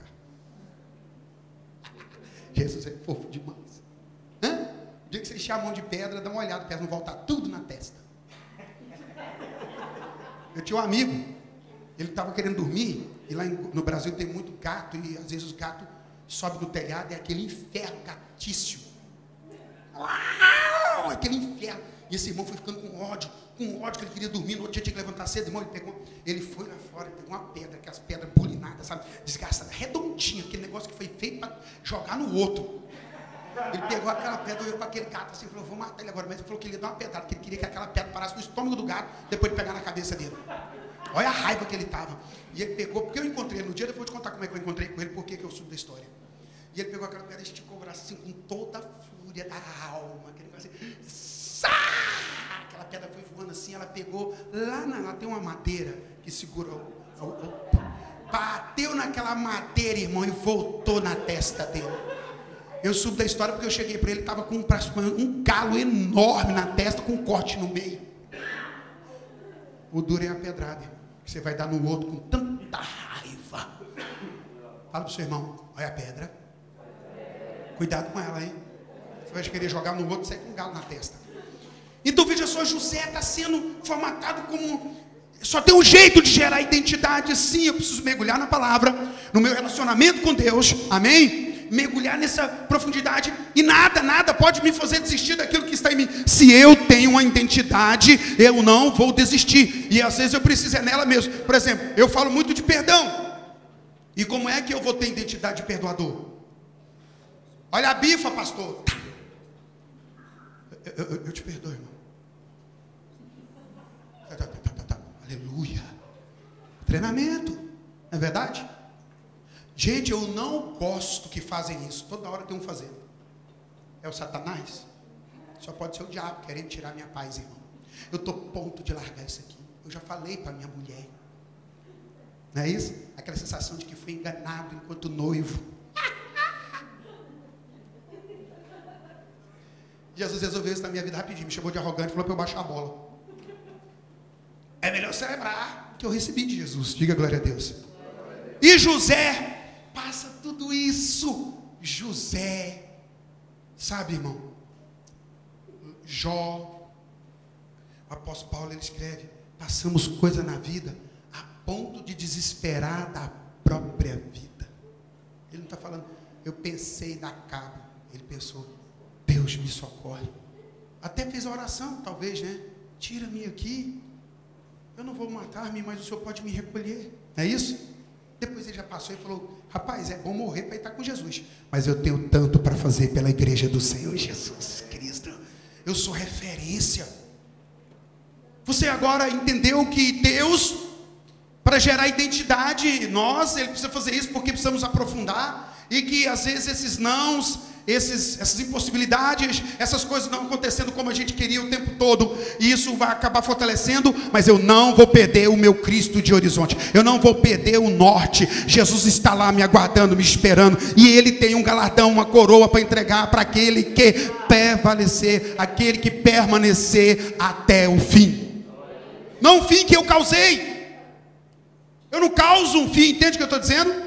Então a morte é essa. E aí nós estamos numa geração em que nós olhamos o presidente, nós olhamos o delegado, nós olhamos o juiz, nós olhamos o promotor, e nós olhamos o pastor, e nós olhamos a pastora, e nós olhamos para o pai, olhamos para a mãe, e olhamos onde é que está a nossa referência. E essa geração não pode se desculpar, tem que ser indesculpável, porque temos sim, a Bíblia diz em Coríntios capítulo 10, que tudo que foi escrito na palavra é para orientação minha e sua. Temos referência, queridos. E se nós não tivemos dentro de casa, como eu não tive, eu decidi ser pai para minha filha e para meus filhos. Eu decidi ser um pai para os meus netos, um avô sem assumir o lugar do meu filho, mas ser avô de verdade. Eu decidi ser esposo da minha esposa, quando os conflitos lá atrás, meus pais sem maturidade não puderam ser referência para mim. Eu não podia, porque no momento que eu quis fazer como Jefté, ser um sucesso para provar para os outros, pastor Elias, eu falhei. E todo mundo falha. Quando eu quero ser um pastor, para ensinar o meu pastor, que meu pastor errou, pois eu vou mostrar para ele como é ser pastor. Não, querido, nunca, não movido pela raiva, pelo sentimento, pela amargura. Vou provar para todo mundo. Eu estou na América aqui, lá no Brasil falaram de mim, eu vou ter sucesso, eu vou voltar lá, porque quando eu saí de lá, eu não era nada, não era ninguém, não tinha nada, e as pessoas falaram. Não. Quando todos encontraram no momento permitido pelo Senhor, colocaram a aliança, o anel do faraó no dedo de José. Já pensou que loucura? e disse: o que você disser será como a voz de um Deus. José arrumou a roupa. Quer dizer, cadê a limusine? Eu quero uma limusine, na verdade eu quero um Apache, aquele helicóptero poderoso que tem cheio de bomba e armas. E eu quero que sigam uma comitiva comigo, nós vamos ali. Onde? Não, tem um povinho ali do outro lado, no deserto de Padã Aram, que eu preciso ter uma conversinha com eles. Varrer todo mundo. Eu vou soltar a missa. Eu quero acabar todo mundo. Não, José. Nem Deus nem precisa falar. Como é que está seu coração, José? Rapaz, meus irmãos, o choro de José. O Senhor me conduziu à frente de vós. E o choro daquela família em perdão, em aliança. Porque você quer falar que tem aliança, mas a pessoa não pode contrariar. É só você não entender o que a pessoa disse, você já acha que a pessoa não ama, não gosta, e está disposto a sair da igreja, ir para outro lugar, e vai daqui. Aqui na América não acontece isso, no Brasil acontece toda hora. O cara atravessa a rua, vai para outra igreja e diz lá: não, porque naquela igreja não me cabe mais. Sabe por que é? Nos últimos dias os homens seriam detratores, sem aliança. A sua esposa não pode deixar de fazer algo, ou fazer algo e você já está doido para separar, ou vice-versa. É o pai e a mãe que falam: meu filho, você não vai fazer isso. Eu quero outro pai e outra mãe, eu vou sair de casa. Eu vi uma moça falar para mim: pastor, a vida acabada, cheia de demônio, toda marcada. Expulsei o demônio, que ela não chorava igual criança, e dizia para mim: era muito ruim em casa, que meus pais colocavam um limite, aquela coisa toda. E eu decidi sair, casei na tora só para poder alforria. E casei, pastor. E sofri como uma miséria. Se a casa dos meus pais era ruim, o meu casamento, porque era fuga. Ela só queria sair daquele limite. E agora casou com um capeta. Está querendo fugir do quê, irmão? Está querendo sair da onde? Eu vou sair da igreja, eu vou sair da cela, eu vou sair da rede. Eu quero outro pastor para a minha vida. Você está escolhendo a receita que Deus encaminhou? É como você ir ao médico e o médico fala assim: olha, você precisa desse remédio. E você olha e fala: fui lá no Google, rapaz, não precisa disso aqui não. Ó, é besta, hein? Será que nós não estamos fazendo essas escolhas? Sabe de uma coisa? Descubra rapidamente que Deus não precisa de você, mas que Ele conta com você.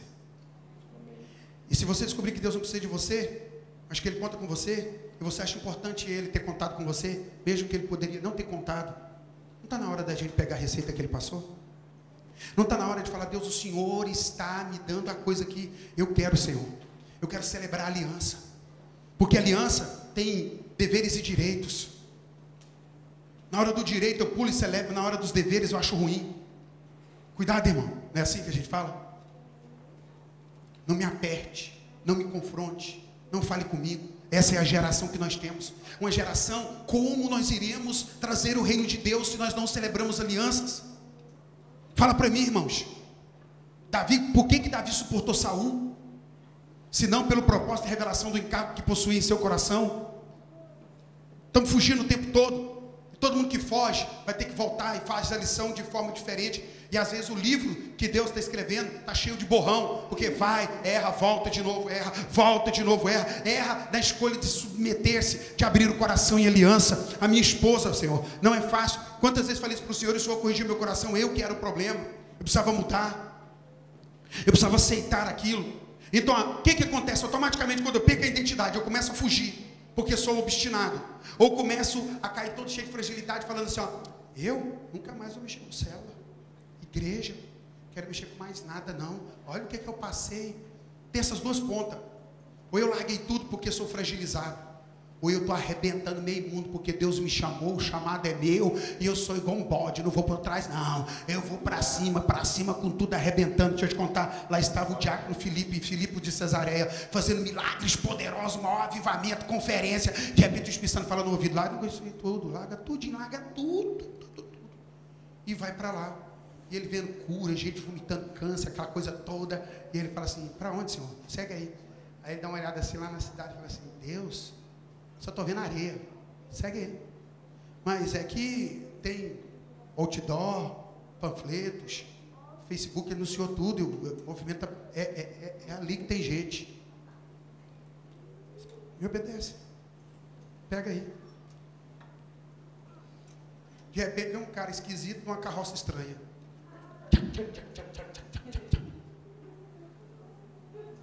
Você está entendendo o que você está lendo?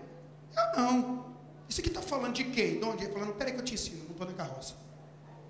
Sabe o que é? Ele começou a mostrar no livro de Isaías como o príncipe e o reino ia acontecer. Como ele ia fazer, o cara se enche de Deus. Meu Deus, eu preciso batizar. Precisa. Tem água ali, o que é que me falta? Desce, meu filho. Receba Jesus. E o cara saiu da água. E Filipe, sabe, some. O único cara transladado do Novo Testamento. Vale a pena obedecer ou não vale? As maiores experiências estão reservadas para quem tem inteligência e tem sabedoria na aliança. Seu casamento, a pessoa fala assim, eu queria ter um casamento bênção. Sabe como é que você faz um casamento? É construído, irmão. Não é passe de mágica, não, tem que construir. Sua mulher amanheceu azeda, coloque açúcar. A mulher amanheceu azeda, você fica amargo. Agora um amargo com azeda. Tenta tomar essa miséria para você ver que inferno que vira. Não é verdade? Pastor, por que lá em casa toda vez é eu? Olha, irmão, graças a Deus, eu sempre penso que o mais crente é o que vai mais ser utilizado. Por que toda vez eu tenho que pedir perdão? É porque sempre é o mais crente. Você pode ter certeza que a pessoa que tem dificuldade de pedir perdão é a pessoa menos crente. A pessoa que tem menos capacidade de assumir erros é menos crente. Oxe, o retrato de Cristo está aí, o retrato dos apóstolos. Então, como o diabo faz? Quando ele vê a perda da identidade ou a confusão na identidade, ele vem e fala, eia, subamos. Colocamos feitores sobre ele, opressores, depressores, e façamos com que eles gastem toda a força e energia deles em prol de nossos próprios projetos, e que eles não saiam de perto de nós. Já parou para pensar sobre minha vida está cumprindo o propósito de qual lado? Sempre que eu chego na igreja, eu me pergunto, o que a igreja ganhou quando eu cheguei? Sempre que eu estou em algum ambiente, o que eu posso acrescentar? Porque eu sempre trago algo. O que a sua esposa ganhou quando você chegou? Eu fiz um desafio de minha esposa declarar que eu sou uma bênção na vida dela. Eu não pus uma pistola na cabeça dela. Eu não ameacei ela com as mãos estendidas ou com o braço, o punho fechado. Eu estendi um coração de amor e de perdão. E ela fez isso comigo. Quando falhamos, ela não me soma no meu erro, porque eu estou pronto para ouvi-la e dizer, pequei, filha, me abençoa, eu te amo. Essa base. Meu pastor, cara, eu ando chateado, eu quero pedir perdão, cara, talvez eu não tenha entendido. Minha pastora, mãe, deixa eu falar para a senhora, gratidão vem de identidade, irmão, reconhecimento. Tudo aquilo que eu não reconheço, não celebro, não invisto, sai da minha vida. Tudo que eu não reconheço, não celebro, não invisto, sai da minha vida. Quantas pessoas perderam pastores excelentes, perderam comunhão de igreja, perderam o casamento, perderam o emprego, perderam a nação, por ingratidão, por não reconhecer.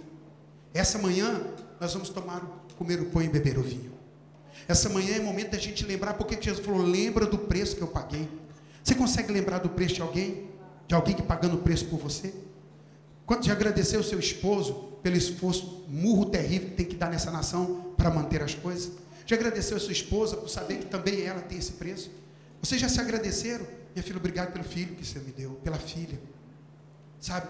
Obrigado por estar comigo nessa obra.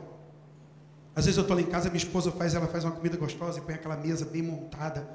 Aí eu termino, vou comendo e falando para ela, filha, obrigado. Eu sei que não precisava daquilo, era só eu. Mas ela montou a mesa da forma mais bela que tem.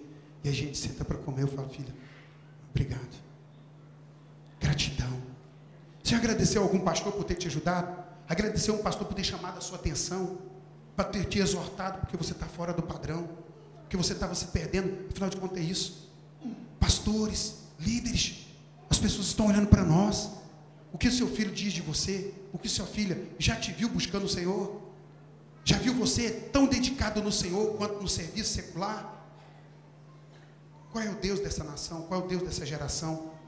Muitos de nós, a priori, viemos para cá porque o dólar é bom, mas nunca melhor do que Jesus. Eu estou atrás de quê nessa nação? Eu devo construir Ramsés? Eu devo construir o que aqui? Não estou aqui pesando de ninguém em relação a você ter sua busca, você precisa ter essa busca. Mas acima de tudo, não perca Jesus de referência. Não perca que você é algo útil. Essa igreja aqui, Deus plantou você aqui para você dar muito fruto para a glória dele mesmo. E muitas vezes é isso. Nós estamos vendo todo mundo desistir, abrir mão, largar, porque é perda de referência, é perda. Talvez a pessoa fala, o menino disse lá na Vivaz, sabe por que eu sou assim? Porque meu pai era assim, minha mãe era assim. Eu falei, por que você não pegou o modus econômico? Seu pai não errou? Agora você está errando. Seu pai errou com você e você vai errar com seu filho? Por que você não corrige no erro que seu pai teve? Por que você não volta lá e fala, meu pai falhou nisso, eu não vou falhar. Meu pai foi arrogante com minha mãe, eu vou ser humilde. Meu pai batia na minha mãe, eu vou dar flores para minha esposa. Meu pai falava palavrão, eu darei palavras de carinho. Meu pai falava na hora errada, eu vou falar no momento certo. Eu aprendi. Meu pastor não dava atenção, então eu darei atenção. Talvez eu ajudaria até meu pastor, se ele estiver presente. A questão é essa.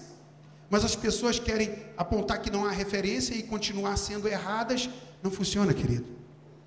A cura está nisso, é você saber que você também é uma referência, que há pessoas olhando para você, e as pessoas que estão olhando, estão vendo, ouvindo e sentindo o que vem de vós, o que vem de nós, o que estamos oferecendo para esse mundo. Estamos dando referência para eles, mostrando como é perseverar no meio da batalha, como é ser humilde no momento que todos estão sendo arrogantes, como é semear a paz em vez de discórdia, gerar unidade em vez de divisão, gerar unidade, amor em vez de conflitos e guerras. Então, se a referência está morta, é preciso, e eu acredito que está, Deus está querendo levantar eu e você nessa geração.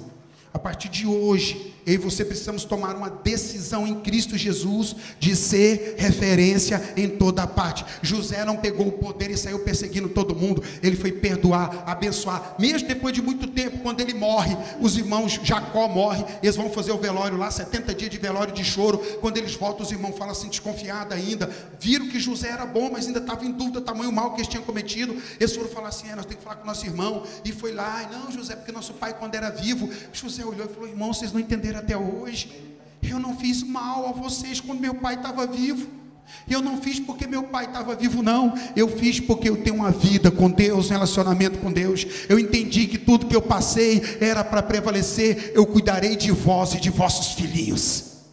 Uau, José, você de verdade? Você de verdade? Então quer dizer, nós achamos que você estava cuidando de nós enquanto nosso pai não.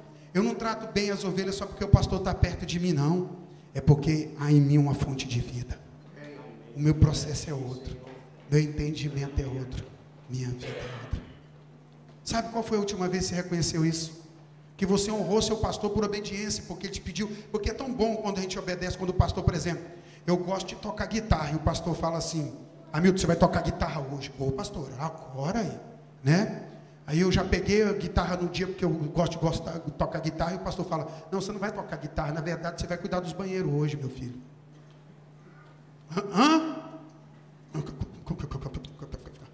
Arte de contrariar, né? Pegar a cruz. Lógico que ninguém vai fazer isso, né?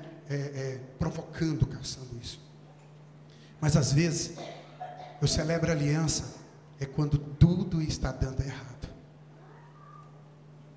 Você está numa célula que parece que não é para você estar lá nela, porque está todo mundo chateado, contrariado, ninguém está te entendendo. Você está na igreja, e aí? O que você vai fazer? Vai embora? Vai fugir? Não, meu marido não me entende.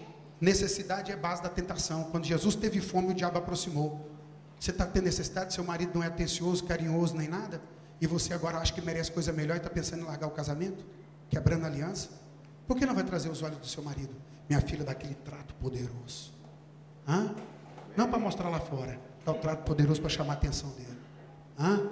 Passa perto dele toda poderosa. E ele vai ter aquela cara estranha. E você vai dizer, sabe que eu ainda te amo? Jamais! Então é isso. Se José está fazendo tudo para vingar, então ele não tem lugar. Se você não está disposto a salvar seu casamento, não sonhe com um casamento bom, porque não tem condição de ter casamento bom. Nem nesse, nem outro. Ou salva esse agora, ou nunca vai salvar nenhum outro. Teve gente que teve que perder um para poder salvar o outro. Você já saiu de quantas igrejas que te contrariaram? Será que não está na hora de ficar contrariado e mudar isso e ser aprovado? Você já saiu de quantos estados aqui? Porque chegou no estado, esse povo desse estado é ruim. Aí já passou nos 50 e tantos estados que tem na América, agora vai para Moçambique.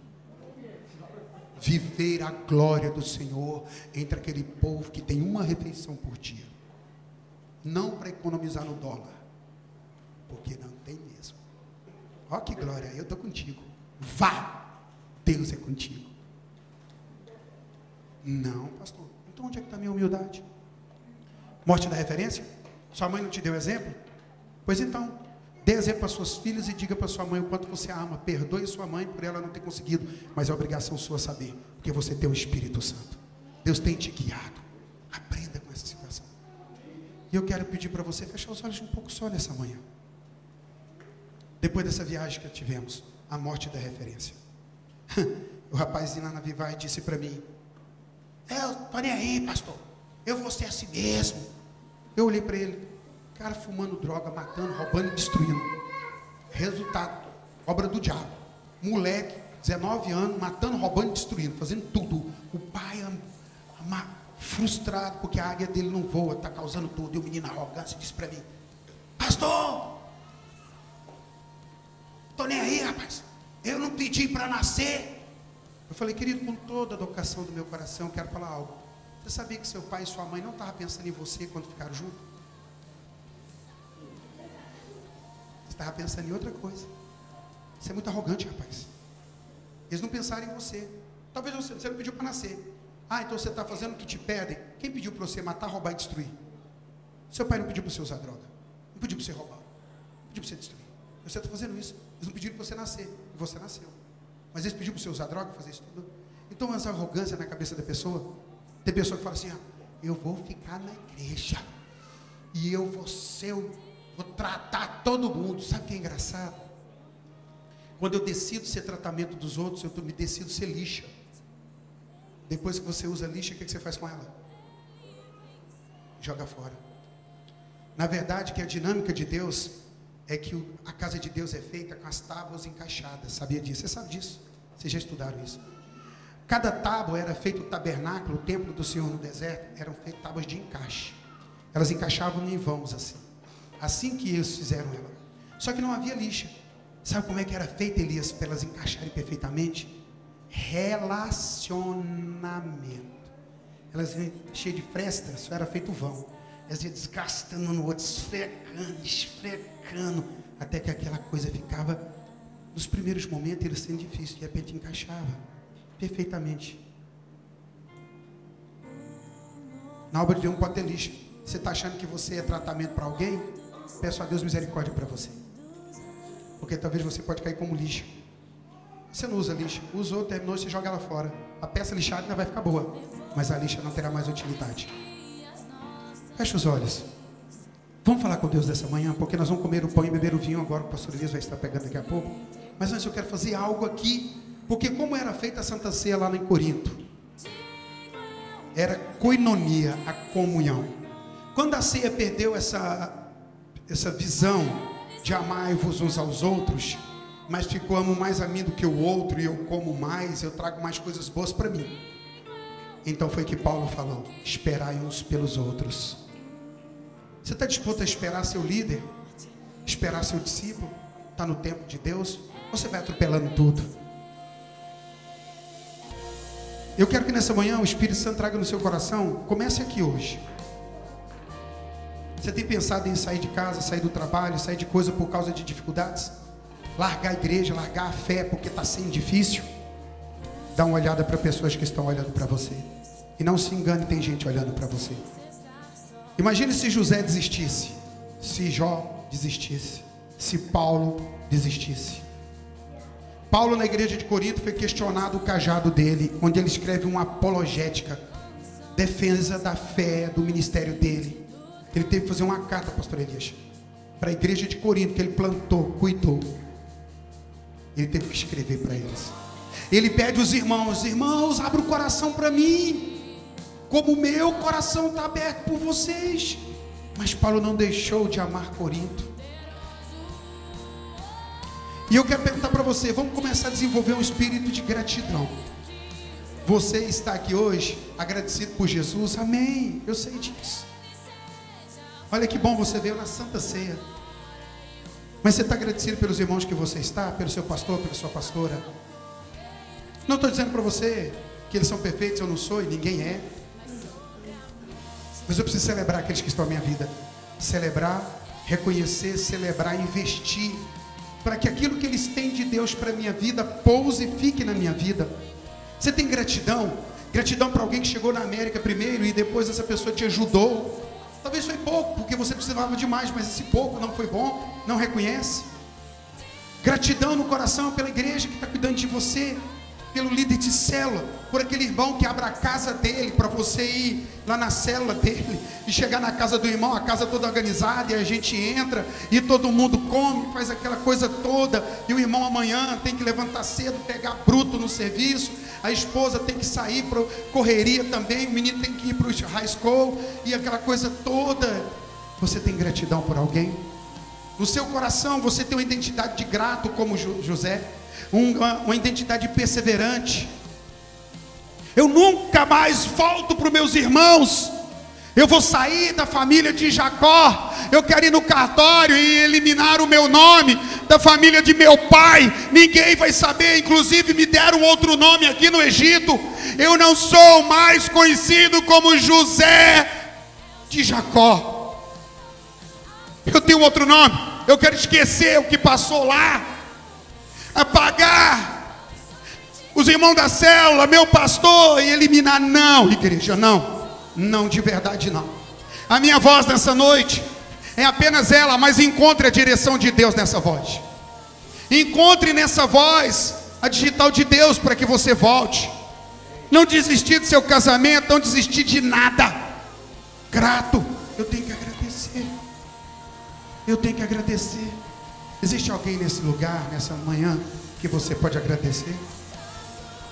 Agradecer o esposo, a esposa, o pastor, a pastora, o líder. Reconhecer. Sabe, precisamos trazer cura. Como é que a gente vai curar? Estamos dizendo que somos o farol desta geração. Se não fizermos isso, não seremos. Posição, disposição de andar a segunda milha. Essa geração não quer. Você sabe o princípio da segunda milha. Um soldado romano ele tinha o direito de obrigar um judeu a carregar a mala dele por uma milha, que era uma humilhação para os judeus. Um soldado romano chegava e falava: pega isso aqui e carrega para mim. E um judeu tem que pegar aquele fardo, contrariado por humilhação. Jesus falou: não, esteja disposto a andar 2 milhas. Você está na meia milha ainda e já quer sair. Eu falo para vocês como um profeta, não como um demônio acusando, mas como um profeta do Senhor. Um demônio acusa, mas um profeta acorda, alerta. Você pode salvar seu casamento. Você pode salvar sua paternidade hoje. Você pode ligar para o seu pai, que apesar de ter errado, e dizer: paizão, estou aqui. Meu velho, eu te amo. Eu sei que não temos estado bem, mas eu quero dizer para o Senhor que depende de mim, eu quero estar, Pai. Meu pastor, estamos juntos, cara. Pastorão, conta comigo, cara.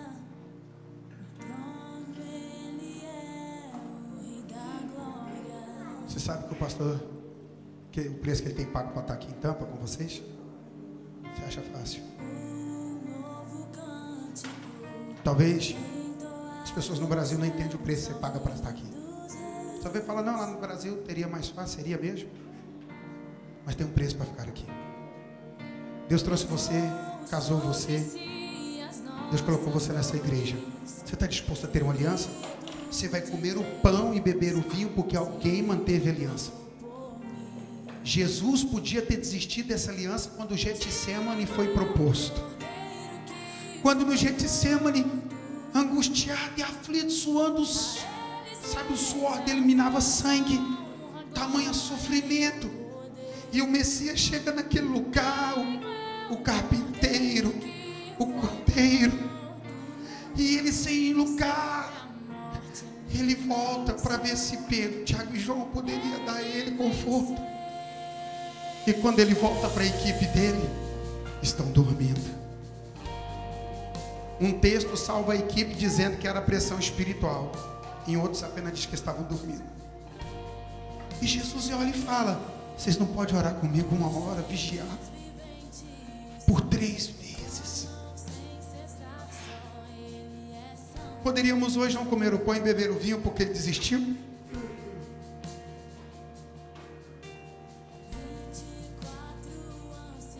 Um rapaz chora copiosamente. Por quê? Porque na cidade dele, um homem abusou da enteada. Enteada de 7 anos até os 10 anos é abusada pelo padrasto.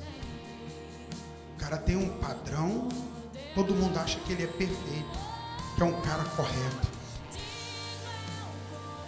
Descobriram, o cara foi preso, família destroçada, todo mundo, porque alguém falhou, entende? No cuidado e no zelo. Mas aquele rapaz está chorando, sabe por quê? Porque ele abandonou a esposa e a filha. E agora ele diz: o cara que vai casar com a ex-mulher vai cuidar da minha filha? Uau, queridos. Porque alguém desistiu. Lógico que existem dinâmicas no meio a isso. Eu quero que você entenda que tem algumas coisas que realmente não vamos generalizar, porém vamos pesar no geral. E a escolha sempre tem que ser: cara, eu vou procurar coisas mais fáceis, não vai ter identidade nunca. Você está fugindo de confronto, fugindo de aliança. Aliança é isso, irmão. Você tem direito, mas você tem deveres. E você, na hora do dever, o dever de ser humilde, o dever de reconhecer, de pedir perdão, o dever de ser grato, ter gratidão. Então eu quero que façamos uma dinâmica, se for possível, nessa manhã. Aqui dentro, nesse ambiente, que é o primeiro momento que a palavra chegou para você, de olhos fechados, eu queria que você fizesse uma análise. Existe alguém nesse ambiente que você pode reconhecer, celebrar, ter gratidão, reconhecer, celebrando a aliança, entendendo que essa pessoa foi Deus que plantou na sua vida, sua esposa, seu esposo, a liderança. Então, enquanto essa música vai, eu queria que você fizesse isso. Eu quero motivar você a isso. Antes de comer o pão e beber o vinho, talvez você até teve um momento difícil essa semana com alguém. Siga o exemplo dessa aliança. Sabe, como José, que não ficou marcado, preso por ninguém, amando todo mundo. E a Bíblia diz que entrou no Egito tantas almas, e José já estava, porque ele foi à frente. Ele decidiu ser exemplo primeiro. Ele aceitou o que estava acontecendo sem ter nada. Só puderam entrar naquele lugar de salvação, que era o Egito, naquele momento, porque José permitiu que eles viessem. Você tem que perdoar primeiro. Você tem que amar mais. Você tem que ir a segunda milha. É isso mesmo que Deus está pedindo para você. E você só vai fazer isso se você tiver gratidão. Agora José tem gratidão, e ele pode reconhecer que tudo que aconteceu com ele era um propósito de Deus. Você pode procurar alguém aqui dentro hoje. Eu sei que é um desafio. Alguém que você pode ir nessa pessoa e falar: mano, eu estou aqui para dizer que você é bênção na minha vida, para dizer que você tem segurado aonde eu tenho olhado para você, cara. Sabe, filha, meu marido, minha esposa, deixa isso acontecer, livre. Dê um abraço gostoso desse irmão. Sim, assim, é de Deus, é isso mesmo. É isso que é esperado. Tem esse tempo, vamos deixar Deus mover. Senão a Santa Ceia não tem nem base, querido, sabia disso? Porque é a cura do corpo para comermos esse pão. Vai em alguém que tem sempre dado uma palavra de força para você. Vai em alguém que tem dito: cara, você é bênção na minha vida, cara. Sabe, põe essa pessoa em pé e dá um abraço gostoso nela. Talvez você vai ter que ligar para o seu pai, para sua mãe no Brasil. Talvez você vai ter que ligar para o seu líder, que não... seja lá o que for, faça isso hoje. Às vezes você vê seu marido levantar cedo daquela fadiga e falar para ele: obrigado por não ter desistido. Tantos têm desistido. Talvez dizer para sua esposa: obrigado por você estar continuando aí, querida, não ter desistido.